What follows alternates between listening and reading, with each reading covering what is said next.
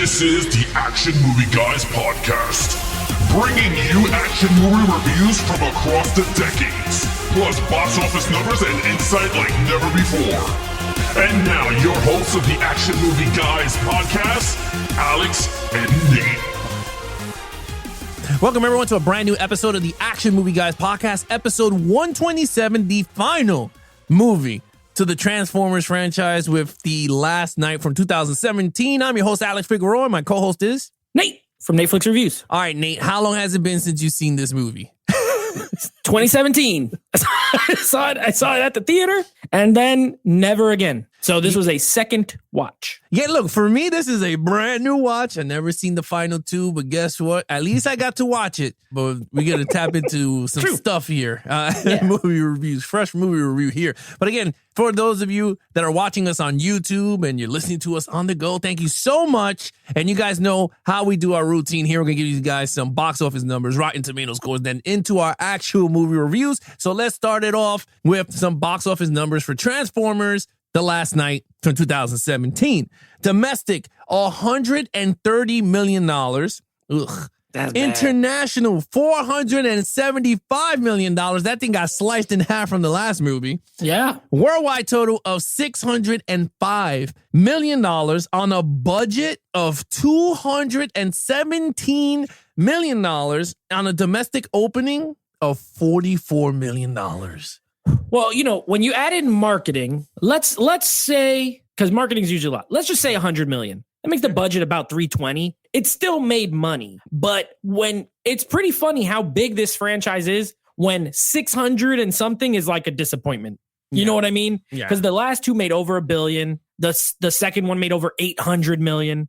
I think even the first one was like in the 700 range, and it was the first one. Yeah. This is the lowest. And it's funny that we were almost like, well, 600, what a disappointment. It's a lot of money, but clearly it ended this version of the franchise, so it wasn't enough. Yeah, no, it wasn't enough, but it's kind of weird, right? When you see it, the trajectory, right? It went from it went from 700 to 800 to a billion, drop. Heavily, like by $500 million plus on the box I blame office. it on no Shia LaBeouf. Once they switched the casting, kind of, I feel like people were like, this is not the same. I don't think it's movie. more Shyla. I Well, think it it's was not the the direction and the writing. But we could talk about that. People could have been sick of Michael Bay. You're right. Could be.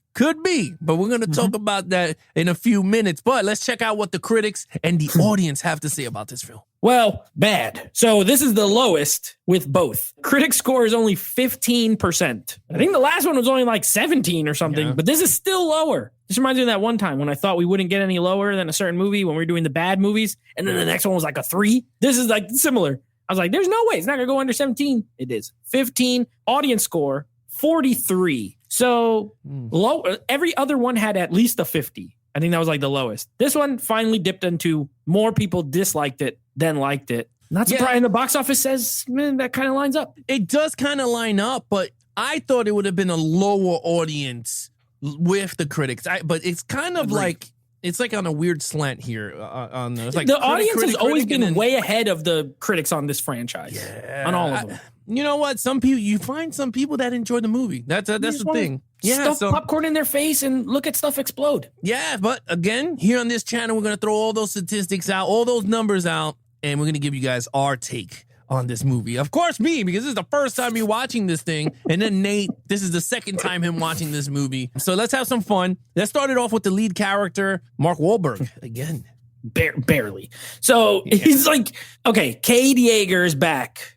And I thought he was fine. I thought he was fine in the last movie. Yes. I'm going to be 100% honest. It's not good in this movie. Not Mark Wahlberg. Mark Wahlberg's the same. The character is written in such a terrible way. And he falls into... I hate lead characters like this, where they just sort of like stumble into everything. Yeah. Like, why was he even in Chicago? At the part at the beginning when it's all like all this stuff is happening and Dora is there, the girl who played Dora, and she's running around, and all of a sudden Mark Wahlberg shows up, right? He lived in Texas in the other movie.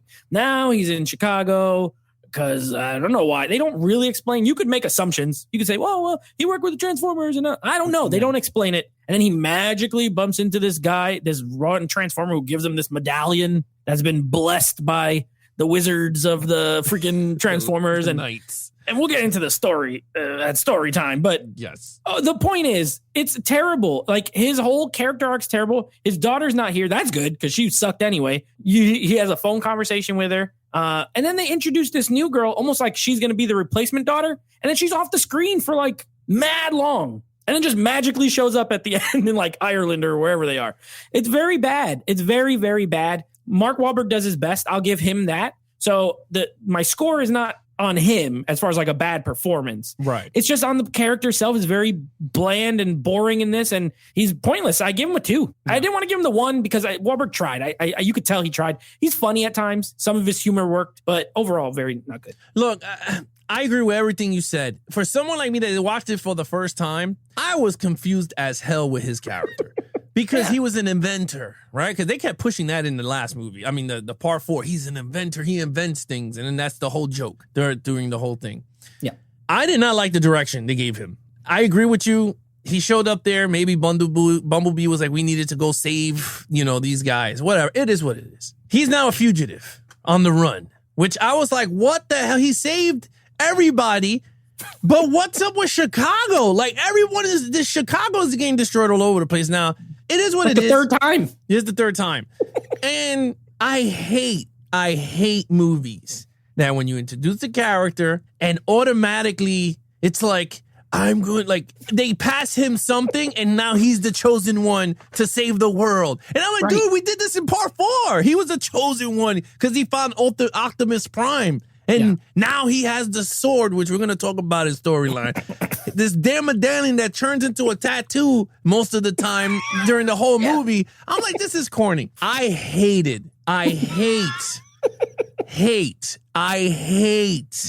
when they introduce a character. By the sheer luck, it's a girl. That is, my parents died here, and now I take care of these Transformers. And all of a sudden, you can't tell her what to do. And I'm like, but where did you come from? I'm like, we over here with where do you live? Yeah, like, why are you here? Like, why are you a necessity to the thing? And again, Michael Bay, the writing team for Transformers, because after we've seen all of these, they suck ass. Why do you introduce another female that's an inventor that knows how to fix Transformers? I am getting sick or tired of characters that know how to fix shit. Like, I'm just it's getting annoying. And we're going to talk about the bonus movie because that's another thing also with that situation. But again, we have an inventor, Mark Wahlberg. We meet, I guess, Dora the Explorer that knows how to fix these Transformers. She lives with them. She lives in this they blow freaking it looks like a bomb went off in like the Middle East somewhere. And she just lives in there. Yeah, Chernobyl. Look, with all that said, I agree with Nate. I gave him a 2. He was entertaining. I don't think it's Mark Wahlberg's fault on this time of the movie. Yeah, he tried as much as he could with his charm. Yeah. This movie, we're going to talk about later. Okay, main villain, I'm going to tell you right now, I don't know who the hell it is because we had 150 of them throughout the movie. So one villain. One. It has to be a 1 because, like you just said, who is it? Who is it? Megatron is somehow, Megatron still exists. And at this point, I've given up trying to even understand how he could. He was just a head in the fourth movie. If you remember, the 4th movie, he's a head. They find his head, they connect it, and they make the Transformium. And then there's Galvatron, who's Megatron. But that version of Megatron's not here. Now it's like regular Megatron again. Starscream, disrespect. Starscream has to be the most disrespected character in all of the Transformers franchise. Yeah, and I get he was always kind of the whipping boy in the cartoon, but you could be the whipping boy and still be a formidable villain. Yeah. He was okay in the first movie. Like, he had some moments, but after that, I mean, he just got really crapped on. Then you got this team of villains that they like bring in and they have this stupid shots where they're like, they had dumb names. I don't remember any of the names because they were all horrible. There's like one with a mohawk and they're like in Transformer jail. I'm like, yeah, boy, I'm out of Transformer jail and we're going to do it. And I'm like, oh my God, what is was Mohawk? Yeah, Mohawk. Yeah, it was Mohawk and then some other one. Berserker. Was the one that they did Jamtown and Barricade. I think Barricade was one of them. Oh Lord, have mercy! And they're like doing all this like gang signs, and I'm like, what am I watching? I literally stopped and said, what am I watching? Then the real villain, I guess, is that lady Transformer who's the creator of all Transformers. Who, by the way, never mentioned in 4 other movies, they never mentioned that there's like a god Transformer that created the Transformers and created Cybertron. Not to mention, I thought Cybertron was blown up. And she's on it and it's coming to Earth and it's still there. So did they really even have to leave Cybertron? No, they probably could have stayed, or some of them could have went. Oh, we'll get into story in a moment. But all I gotta say is, and then there's the people. Then there's the humans, right? Then there's this like task force team. Some of them are douchebags. Okay. Yeah, they brought back Josh Duhamel. You know, they tried to bring back some characters, like John Turturro. He wasn't in the 4th one. He's in this, but wasted. I mean, you want to talk about wasted? Wasted. Josh Duhamel, he's just a military guy, but he was always like a entertaining character, mostly in the first 2, but they brought him back. He looks cool, but he doesn't really have anything to do. No one has anything to do. The villains don't have anything to do. I don't have anything to do. One, I hated him. I don't know. There's not clear. Is it the planet? Is it Unicron? Is it Cybertron? Is it Megatron? I don't know. Dude, you spoke to the gods, bro. That I tell you right now, it's music to my ears. Because I gave this crap a 1. I did not know I'm going to be honest with you, dude. I did not know how many villains I was watching. I mean, to the point that me and my wife was like, I couldn't, and I had my iPad and I'm taking notes while watching, and I'm like, okay, villain number 3. And then I'm like, villain number 4. I think by the time from RoboCop in the beginning. It was way too much. Again, it's like they just cluttered villains. Like, if you're gonna make the main chick of it, which I didn't mind, right? I didn't care. Whatever, it is what it is. You could explain it, whatever. Either way you wanted. But then you throw in this storyline. Oh, we gotta get the storyline. Anyway, you throw in this whole thing with medieval times, which I'm like, whatever. And then that's villain there. Then there's a villain. You know, it's so many villains through the course of time. Then you have this villain, that villain, the human villains. And I'm like, this is way too much complex for a 2 hour and 30-minute movie, I think it was. 2 hour, 35 minutes. 35-minute movie. I'm like, this is way too complex for a Transformer movie. I was like, just make it simple. And you're right, Megatron. First of all, I thought his name was Cybertron or whatever is it, Chronotron or what was it? No, Galvatron. Galvatron. And all of a sudden they call him Megatron. I'm like, when the hell did he switch names? When did he get his body back? Yeah, I don't know. That was so. Did they put it back on him? I don't know. Yeah, it was so much confusing. And then the scene that I wanted to rip my screen out the wall is when he sits down and he negotiates releasing the Transformers. I'm like, when the hell is this like even? Why would you release more Transformers out there against the good guys? Like this Transformer franchise. I'm gonna end it with this. They have shown that humans are so stupid. They're so dumb. How many times are they going to work with Megatron knowing he's the bad guy? Like, I'm like, wait a minute. I don't understand. You guys got crapped on part 4 because you worked with, well, you didn't work, but you worked with a bad guy that technically took all the Decepticons and DNA and put them into the thing. You saw how crap that was. Then in part 3, you decided to work with the Decepticons. Didn't go well. So we got 3 films in, and you guys still got, ass kicked, and you still work with the damn Megatron. It was like, their name is Decepticon. It's got to be a sign. Deceptions, not good. I don't get it, bro. I was so lost. I said, you know what? This deserves a fat 1.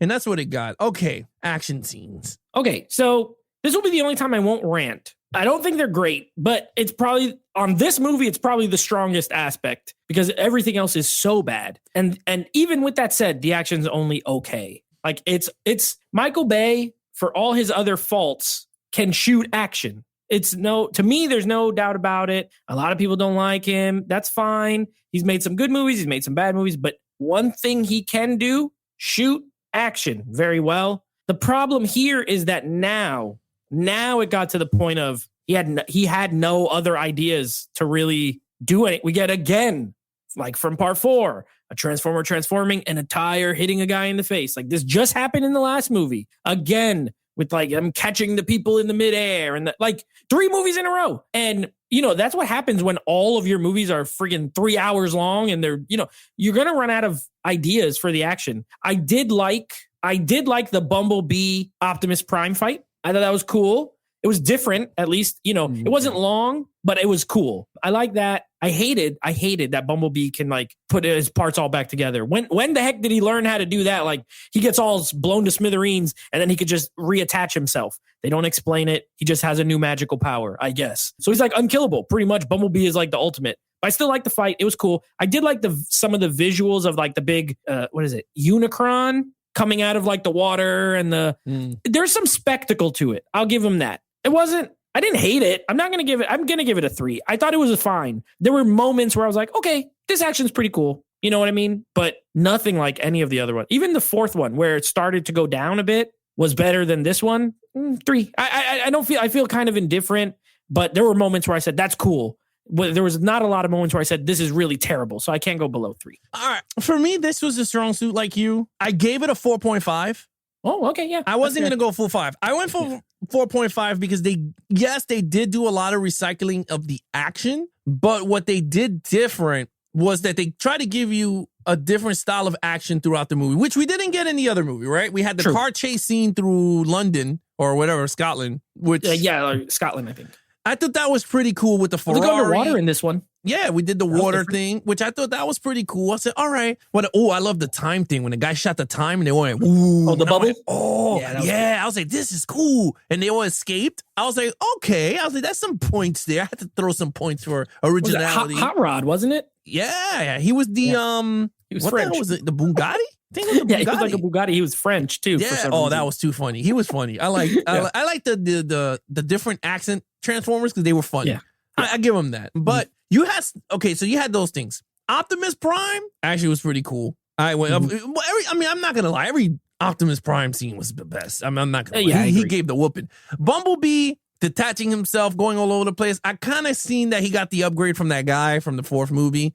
Maybe his people hooked him up. That's the only thing I can explain it. But other than that, I agree with you. I was like, when the hell can he just come back together just again? Die and put himself back together. Yeah, so I guess he's like the Wolverine of the Transformers, that he has the healing factor. Yeah. Other than that, I have 4.5. I thought it was the strongest suit. When the action kicks out, I'm not going to lie. All the Transformer movies, even the crap one in part 2, when the action kicks in, it kicks in. It hits you right in the face. Like, we're going to give you what you paid for. Now, in the other hand, we're going to start talking about the storyline. But again, I gave it a 4.5. 4.5. You gave it a fat 3.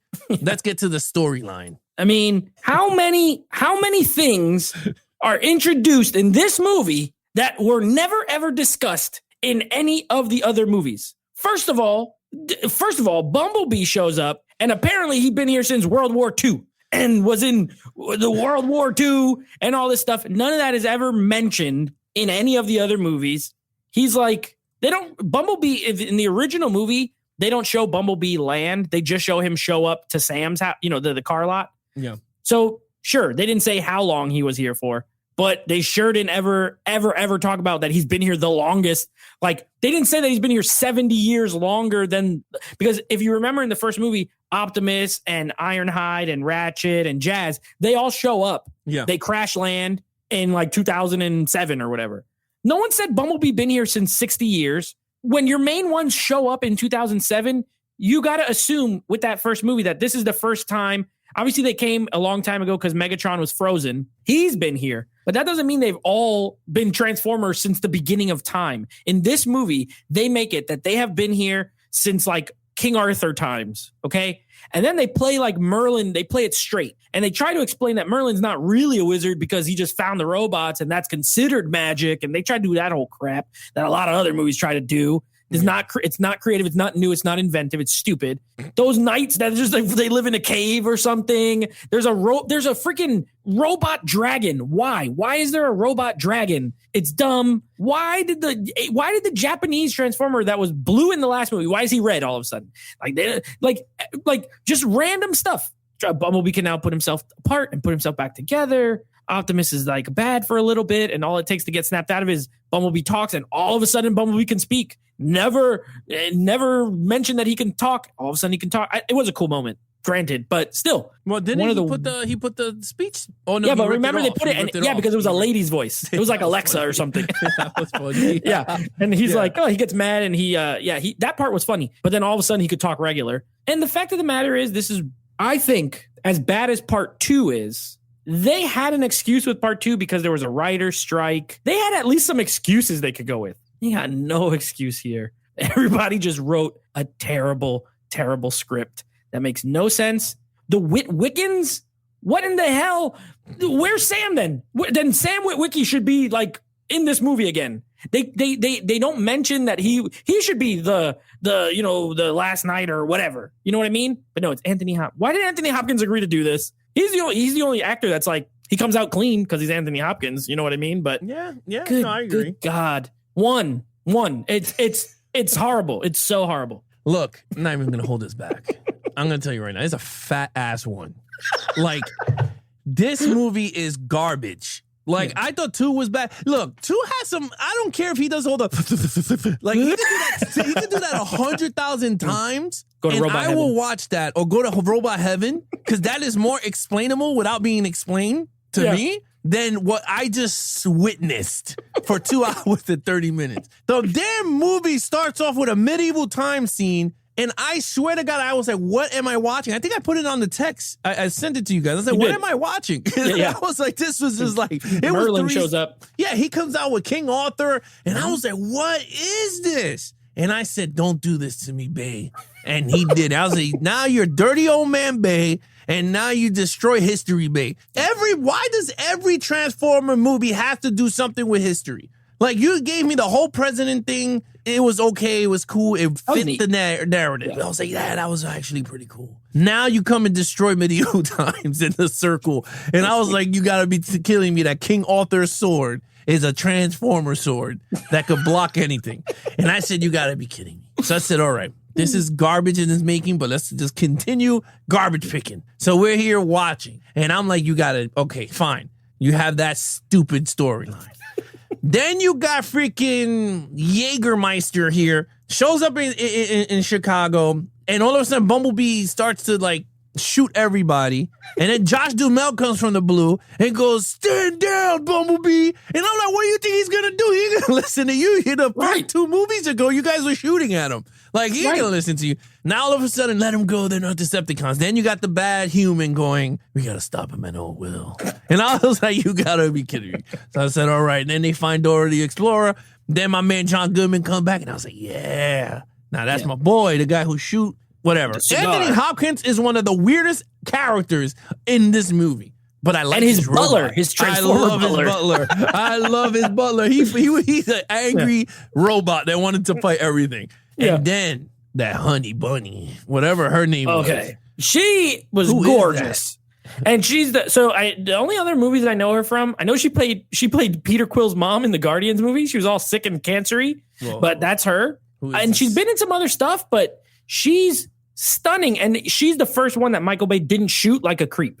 That's what I was gonna say. She looked beautiful. He didn't do his Bay, old man, dirty Bayness shots. Nope. And I said, this is good. And you know what? I told my wife, I said, I was like, people gonna think I'm crazy because I'm gonna say it here. I said, that is Lara Croft if they ever reboot it again. Cause she looks exactly like Lara Croft when she was in the submarine and her hair was all wet and she was in the tank top and she's British. And I said, that's a plus in this guy's book. And she was great. She was great. No, she's amazing. She was beautiful. She had blue eyes, just like Tomb Raider. I was like, she is such the whole package that no one saw this. But yeah, look, I gave it a 1. Fat ass 1. That's what I'm going to call it. Fat ass 1. This is a garbage storyline. Okay, overall. 1. No, I just don't. This was the last time I'm ever going to watch this movie. You're right. I used to hate part 2 the most. I always have. I'm like, it's terrible. Like, there's so many issues. But now rewatching this, I like part 2 better than this. And I still hate part 2. So really, to me, a 5, and we're going to do the bonus episode with Bumblebee. I guess it counts. 6 Transformer movies.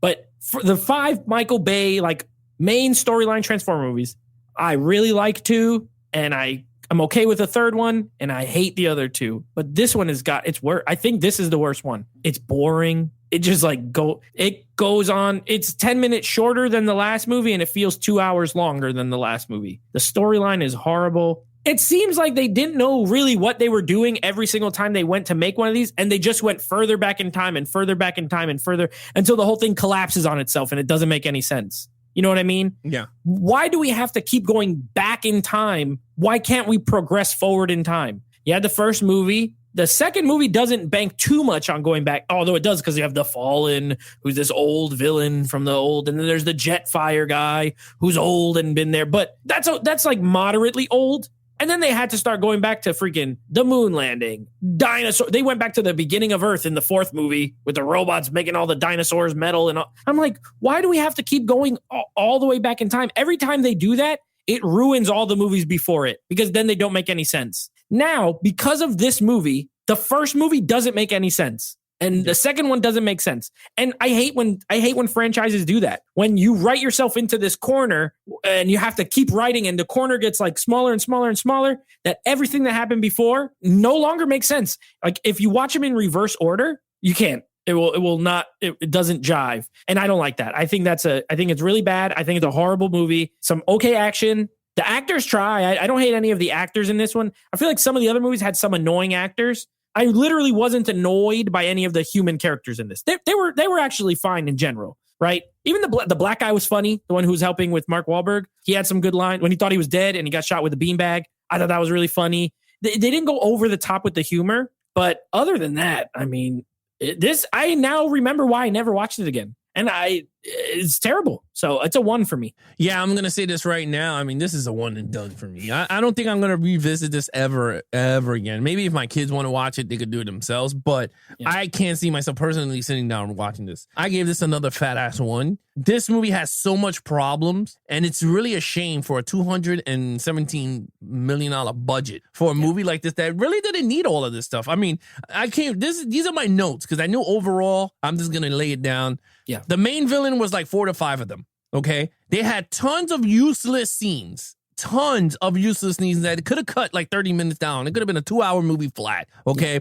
Yeah. Anthony Hopkins was useless, but I understand the storyline he was trying to tell, but it was still a useless character because he didn't do much. Okay. Mark Wahlberg was good. He tried to carry the movie as much as they could, but then again, they started to throw so many other characters around him that didn't even work. So could it worked if they had Sam Witwicky back? It could have. The storyline could have been strong, but then it would have not been. I mean, him and Mark Wahlberg helping each other could have worked, but I agree with you. The movie timeline, I think, and I said this before when we did Age of Extinction, this was a strong reboot. What's it called? Like a soft reboot. Yeah. Basically, 1, 2, 3, that's it. And then Age of Extinction last night on its own. Because this had nothing to do with Shia LaBeouf. And you do see his photo in Anthony Hopkins' office when they show the Sam Witwicky. The tree, the family tree. Which, again, they put a stupid photo, which I'm like, come on. I mean, at least put a good, put his grandfather at least. Like, why does it have to be Shia LaBeouf? But I was like, it is what it is. And in a nutshell, I am beginning to not like Michael Bay. And I'm not saying it as a joke. And I'm being honest because now you get to see his style of shooting. And now I can see that this is not my style. I did not like the Bad Boy movies. I enjoyed them for what they were as action films. But seeing that even those movies, I have the time problem. That those movies feel like they're 8 hours long. And now I was like, it could be the writer. No. Seeing the Transformers, now I know it's Bay. Like, it wasn't. It's Bay's direction of how he takes these action movies. And I'm kind of noticing it. But we're going to revisit. We're going to revisit it, of course, in the action movie. He has a ton of action. Armageddon, The Rock. I do love The Rock. I won't lie. So, but you're right. Now that you're mentioning that, like, isn't Armageddon the same? It's like 2.5 hours long. Yeah, and it feels long. Like I felt like we were in Armageddon. I'm like, Jesus. And The Rock is long too. Great movie, but The Rock feels long. Bad Boys 2 is long. Is the longest. Oh my God! When they go to Cuba, I was like, ¿Por qué? Like, why? But anyway, no more ranting on Michael Bay. We'll do a Michael Bay month in the future. Well, of his non-franchise movies. We could do Director Spotlight. Oh my God. Oh, that'll be a chore. Well, we have these done, so you're right. We don't have to rewatch them. We don't have to watch these no more. We could direct people to this. But anyway, with that said, Nate, what is your overall? 8. Got an 8 out of 25. And what's your total point? An 8. Trash. I mean, this movie's trash. It's not good. If you have the 4K, by the way, It looks great. It does. The movie looks great, but gosh darn it, it switches aspect ratios every 5 seconds to 3 different aspect ratios. It's annoying. You did too much. Literally one shot to the next. I told Alex, like one shot and the next shot is switched and the next shot switched again. But 8. I give it a 9.5, and that's because of action. Other than that, this thing would have been so below under the double digits. It's not even funny. I agree with you. The Last Night is the best looking movie in the 4K box set, and then comes Three looked really good. 3 was really good, and then the rest you could put them whatever you want, but they all sound good. Let me just tell you, they all sound good. But visually, 5 is the best looking one. Other than that, Nate, you know what to do. Yeah, so that wraps up the official Michael Bay Transformers series, but we are going to be doing a little bonus episode for you guys that you're going to want to keep an eye out for. We are going to be reviewing Bumblebee, so it won't be a numbered episode. It's a bonus episode. You know, we like to throw out bonus ones here and there.